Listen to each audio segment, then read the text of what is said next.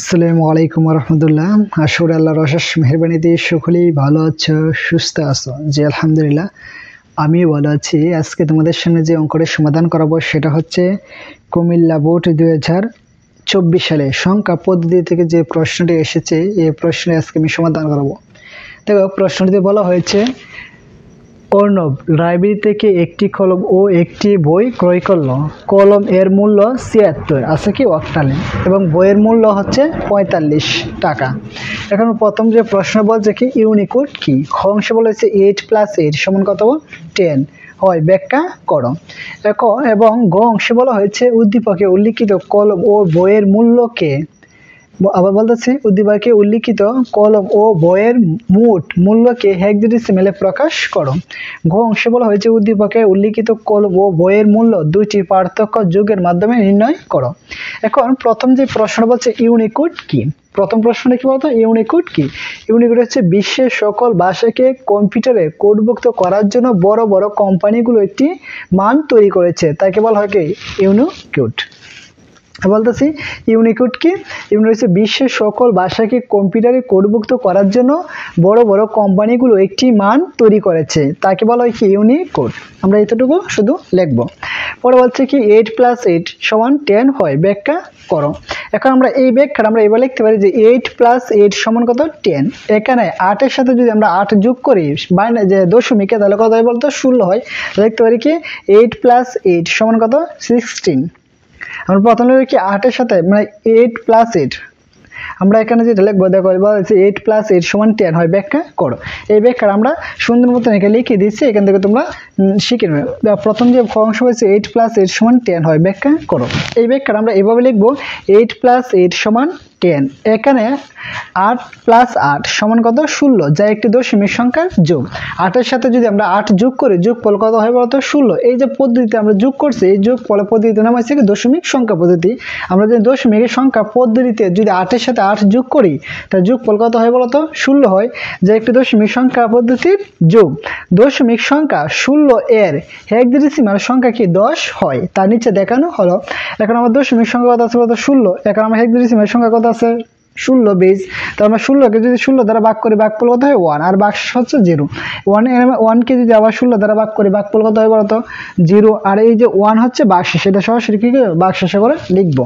আমরা আমরা 16কে প্রথমে 16কে যদি আমরা 16 দ্বারা ভাগ করি, ভাগফল কত হয় 1, আর ভাগশেষ কত হয় 0। আবার 1 এর মধ্যে 16 কয় বাজে যায় না, তাহলে আমরা কি ভাগফলে করে লিখবো 0, আর এই যে 1কে নিয়ে যাবো কি ভাগশেষের ঘরে। তাহলে উত্তর হচ্ছে কি নিচ থেকে উপরে, তো উত্তর হচ্ছে কি 1 আর কি 0, উত্তর হচ্ছে কি 10।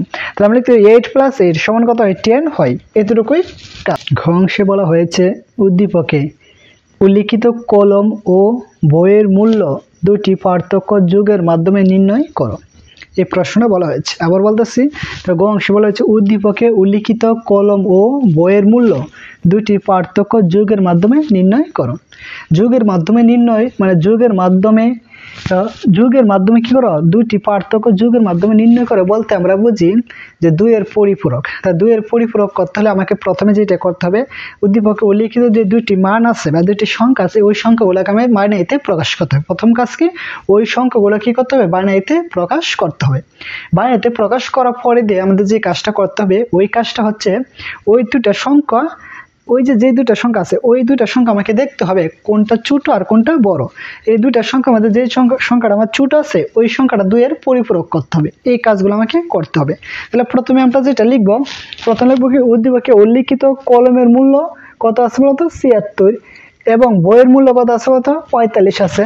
এবং পরে আমরা এই যে দুইটা মূল্য আছে, একটা আছে কি 76, একটা কি আছে বলতো 45, একটা আছে কি অক্টালে, একটা কি আছে বলতো দশমিক আছে। এই সংখ্যাগুলো প্রথমে আমাকে কি করতে হবে বাইনারিতে রূপান্তর করতে হবে। প্রথমে আমার কাজকে ওই সংখ্যাগুলো বাইনারিতে রূপান্তর করতে হবে। তাহলে আমরা প্রথমে যেটা লিখবো কলমের মূল্যকে বাইনারিতে প্রকাশ করা হলো। তাহলে কলমের মূল্য আমার কত আছে বলতো 76 অক্টাল আছে। তো অক্টাল থেকে আমরা যে বাইনারিতে কিভাবে রূপান্তর করব 3 বিটের সাহায্যে। এই যে আমরা সরাসরি অক্টাল থেকে আমরা কি হচ্ছে 3 বিটের সাহায্যে বাইনারিতে রূপান্তর করলাম। এখন বিটগুলো কি কি ছিল বলতো? বিটগুলো হচ্ছে 1 2 4, এই যে 1 2 4 লিখলাম। এখন এখানে কত আছে 7 আর এখানে কত আছে 6, এখন এখানে 7 আছে। আচ্ছা বলো তো 7 এর বাইনারি মানে আমরা কিভাবে নির্ণয় করব? এখন তো 7 কে তৈরি করার জন্য আমার কোন কোন অঙ্কগুলো প্রয়োজন বলো তো? 7 কে তৈরি করার জন্য আর কি এই যে 4 আর 2 6, 6 এর এক যোগ করলে কত হয় 7, মানে এই তিনটা অঙ্ক আমার প্রয়োজন। এই তো আমার তিনটা অঙ্ক আমার প্রয়োজন, তাই তিনটার নিচে আমরা কি লিখবো 1 লিখবো। তো আমরা 4 এর নিচে লিখবো 1, আবার 2 এর নিচে লিখবো 1, আবার 1 এর নিচেও কি লিখবো 1, মানে কি আমার তিনটা অঙ্কই প্রয়োজন। এই যে আমরা তিনটা 1 লিখবো। ফার্স্ট 6 না 6, 6 এর বাইনারি মানটা বের করার জন্য আমরা দেখবো কোন অঙ্কগুলো যোগ করলে যোগফল 6 হয় বলো তো? 4 আর 2 যোগ করলে কত হয় বলো তো? 6 হয়। আর 1 প্রয়োজন নেই, যেহেতু প্রয়োজন নেই এটা নিচে আমরা লিখবো 0। তো উত্তর হচ্ছে কি 1 1 0। এই যে আমরা লিখবো কি 1 1 0, পরে একসাথে সবগুলো লিখবো। তো এখন 76 এর জন্য 8 বিট রেজিস্টার, মানে এখানে বিট কয়টা আছে বলো তো? 1 2 3 4 5 6টা আছে। তাহলে আমরা বামে কয়টা শূন্য বসাবো? 2টা শূন্য বসাবো। তাহলে লিখতে পারি 76 এর জন্য 8 বিট রেজিস্টার বাইনারি মান আমরা কত লিখবো? বামে 2টা শূন্য বসে 8টা বিট করবো, শুধু এতটুকুই কাজ। পরে আবার আমরা এখন বইয়ের মূল্যকে বাইনারিতে প্রকাশ করব। লিখবো কি বইয়ের মূল্যকে বাইনারিতে প্রকাশ করা হলো। বইয়ের মূল্য ছিল কি বলতো? দশমিক। আমরা প্রকাশ করবো কিসের মাধ্যমে? বাইনারিতে। তো দশমিক থেকে যদি আমরা বাইনারিতে প্রকাশ করি তাহলে বাইনারি বেজ দ্বারা কি করতে হবে? তো দশমিক সংখ্যাটাকে ভাগ করতে হবে। তো বাইনারি বেজ আমার কত আসলে তো 2, তাই 2 দ্বারা ভাগ করবো 45 মধ্যে 2 কবার যে বলতো 22 বার, ভাগ শেষ কত দেয় 1, আর 22 এর মধ্যে 2 কবার যায় 11 বার, ভাগ শেষ কত দেয় বলতো 0। মানে 11কে যদি আমরা 2 দ্বারা ভাগ করি ভাগফল কত হয় 5, আর ভাগশেষ থাকে কত 1। কারণ 5 কে যদি আবার 2 দ্বারা ভাগ করি ভাগফল কত হয় বলতো 2, আর ভাগশেষ কত হয় 1। আবার 2 এর মধ্যে 2 কবার যায় বলতো 1 বার, ভাগশেষ নাই 0। এখন 1 এর কি 2 দ্বারা ভাগ যায় না, তাহলে আমরা কি লিখবো? এই যে ভাগফলে করে লিখবো 0, আর এই যে 1 কে নিয়ে আসবো কি ভাগশেষের ঘরে। উত্তর হচ্ছে নিচ থেকে কি উপরে, নিচে রয়েছে কি MSB আর উপরে রয়েছে কি বলতো LSB। তাহলে আমার উত্তর হচ্ছে কি 1 0 1 1 0 1। এখানে কয়টা বিট আছে বলতো? আমার 1 2 3 4 5 6, কিন্তু আমার বিট লাগবে কয়টা? 8টা।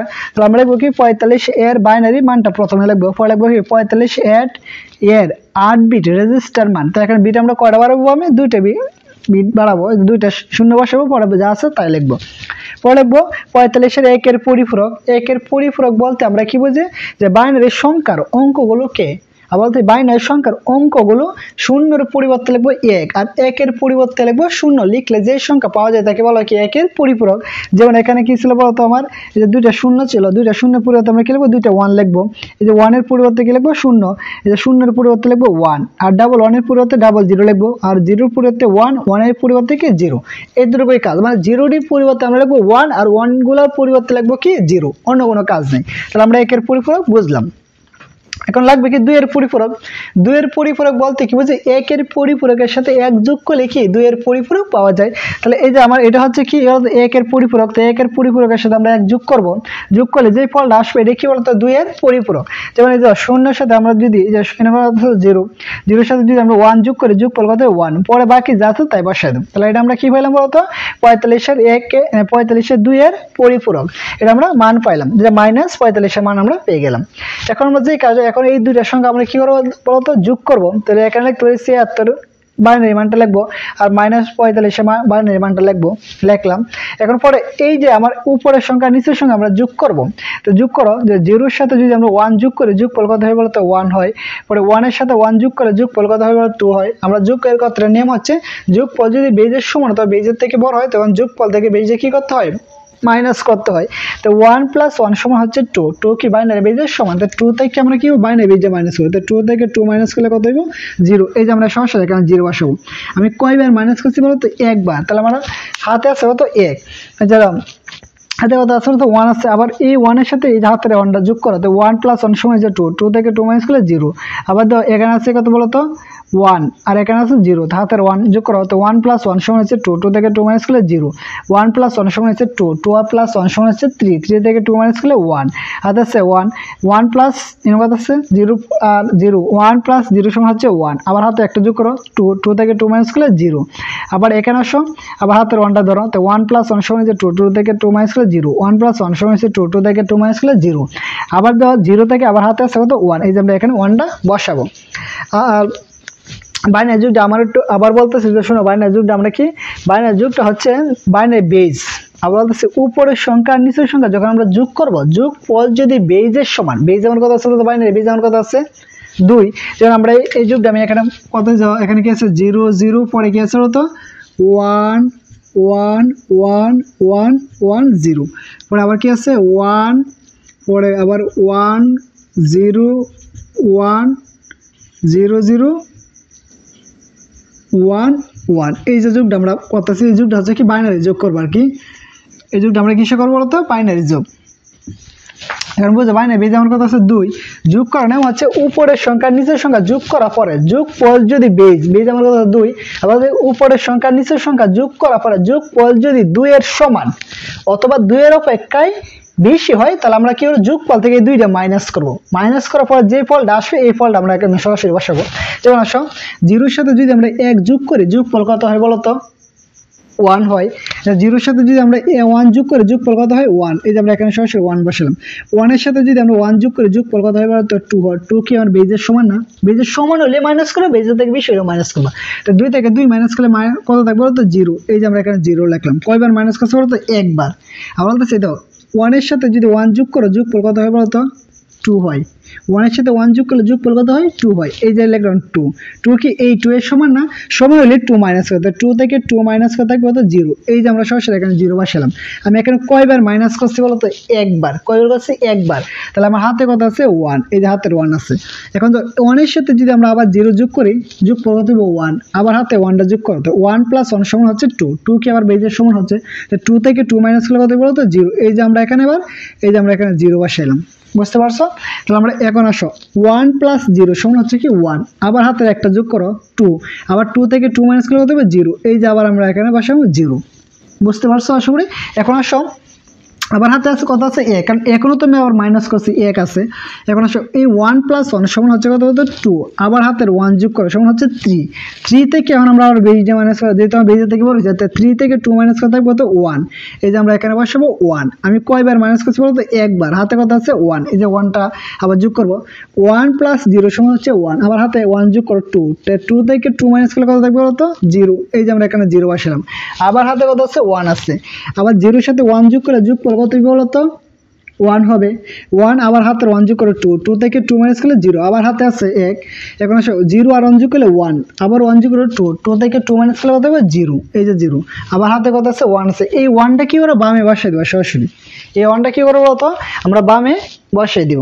আর এই অঙ্ক যদি তোমরা যোগটা যদি তোমাদের সমস্যা থাকে, অবশ্যই তোমরা একটা কাজ করো, আমার ইউটিউব চ্যানেলের প্লে লিস্টের মধ্যে দেখবে বাইনারি যোগ নামে একটা ভিডিও আছে। এই ভিডিওটা ভালো করে তোমরা দেখবা, দেখলে আশা করি তাহলে বাইনারি যোগ নিয়ে কোনো সমস্যা হবে না তোমাদের। আরেকটা কথা, যারা এখনই আমাদের চ্যানেলটি সাবস্ক্রাইব করে না, তারা এখনই সাবস্ক্রাইব করো, লাইক করো, কমেন্ট করো, তোমার মতামতটা পেশ করো কমেন্টের মাধ্যমে। আর তোমাদের অঙ্কগুলো আসলে বুঝতে কোনো সমস্যা হচ্ছে কিনা অবশ্যই এগুলো তোমরা আমাদেরকে জানাবা, জানার পরে আমরা চেষ্টা করবো আমরা সর্বোচ্চ দিয়ে তোমাদেরকে বোঝানোর জন্য। ধন্যবাদ সবাইকে। এখন আসো, এখন দাও তাহলে আমরা যুগটা কলম করার পরে দাও উপরে বিট করেছিল 1টা 2টা 3টা 4টা 5টা 6টা 7টা 8টা বিট ছিল, কিন্তু এখন উত্তরে গাত্র কটা আছে 1 2 3 4 5 6 7 8 9, তো 9টা বিট হয়েছে। এই 9 নম্বর বিটটাকে বলা হয় ক্যারি বিট। এই বিটটার নাম কি বলতো ক্যারি বিট। মানে প্রকৃত বিট ছিল আমার 8টা, কিন্তু অতিরিক্ত একটা বিট হয়েছে, এই বিটটার নাম কি বলতো ক্যারি বিট। ক্যারি বিট কি বলতো গ্রহণযোগ্য নয়। ক্যারি বিট কি গ্রহণযোগ্য নয়। তাহলে আমার উত্তর এই 1টা যদি আমার গ্রহণযোগ্য না হয়, তাহলে আমার কি এই জিরোগুলো কি মান আছে না, তাহলে উত্তর হচ্ছে কি 10001। এই যে আমি লিখবো, তাহলে উত্তর হচ্ছে কি 10001। লিখতে কলম ও বইয়ের পার্থক্য কি 10001। এইটা পেয়েছি কি আমরা বাইনারিতে।